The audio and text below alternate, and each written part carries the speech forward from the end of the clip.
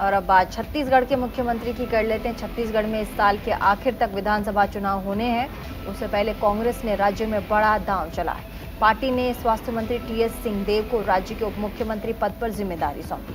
TS Singhdeo को जैसे ही deputy CM नियुक्त किया गया है, मुख्यमंत्री भूपेश बघेल ने उनके साथ फोटो ट्वीट की, जिस पर छत्तीसगढ़ बीजेपी ने शायराना अंदाज में चुटकी दी। मुख्यमंत्री बघेल ने टीएस सिंहदेव को डिप्टी सीएम बनाए जाने के लिए बधाई देते हुए लिखा, हैं तैयार हम, महाराज साहब को मुख्यमंत्री के रूप में दायित्व के लिए बधाई, शुभकामनाएं।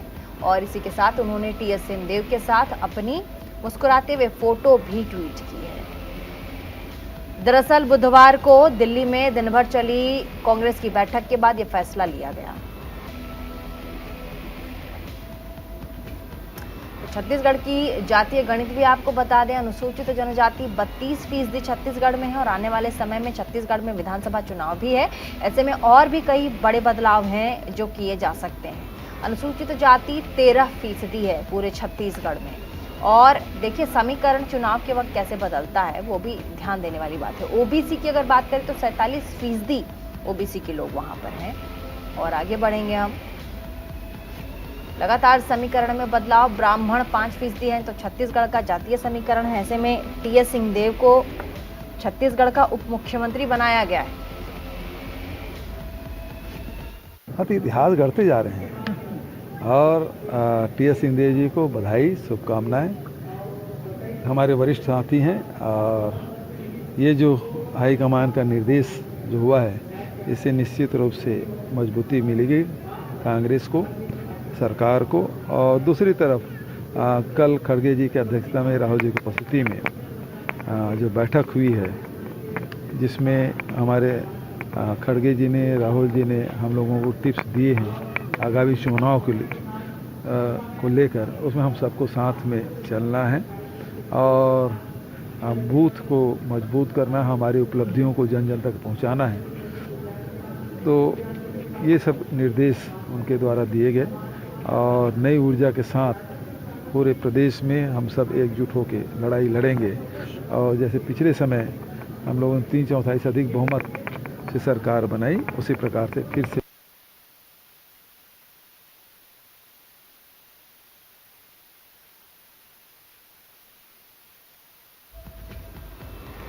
तो अब बात छत्तीसगढ़ के मुख्यमंत्री के नियुक्त होने के बाद अब टीएस सिंहदेव ने आला कमान का भी ध्यान किया है। उन्होंने कहा है कि मैं आभार व्यक्त करना चाहूँगा, कांग्रेस अध्यक्ष ने मुझे एक बड़ी जिम्मेदारी दी है। उन्होंने कहा सबको साथ लेकर चलना और कोशिश करते रहना। उन्होंने कहा कि कम समय में भी कांग्रेस के भले के लिए, छत्तीसगढ़ के भले के लिए और लोगों के भलाई के लिए हम काम कर रहे हैं, हम सबको मिलकर काम करना है।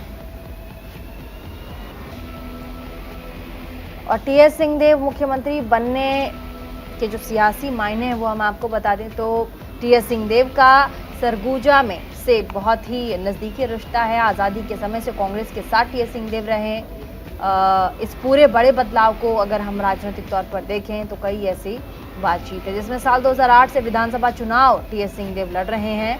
और साथ ही उप मुख्यमंत्री बनने के सियासी मायने क्या क्या है वो हम आपको समझा रहे हैं। साल 2008 से लेकर के अंबिकापुर से लगातार 3 बार विधायक चुने गए टीएस सिंहदेव। और इनका क्योंकि मैंने आपको बताया छत्तीसगढ़ में विधानसभा चुनाव है, ऐसे में कई बड़े फेरबदल भी देखने को मिल रहे हैं। 2013 में छत्तीसगढ़ में नेता प्रतिपक्ष भी रह चुके हैं टीएस सिंहदेव।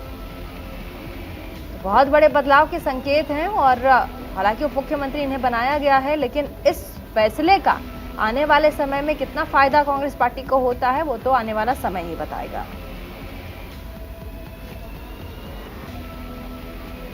और अब बात मध्य प्रदेश। निभा सके हम लोग अपनी अपनी जगह जहाँ जहाँ है, जो जिम्मेदारी रहेगी मिलके करेंगे तो अच्छे, हमेशा बहुत अच्छे परिणाम है। उप मुख्यमंत्री को अलग से कोई काम में अलग से कोई प्रभार नहीं होता, एक दर्जा मिला है प्रोटोकॉल में, शायद उसमें कोई दर्जे की बात हो, बाकी तो जिम्मेदारियां विभाग की हैं, उन्हीं को निभाना है।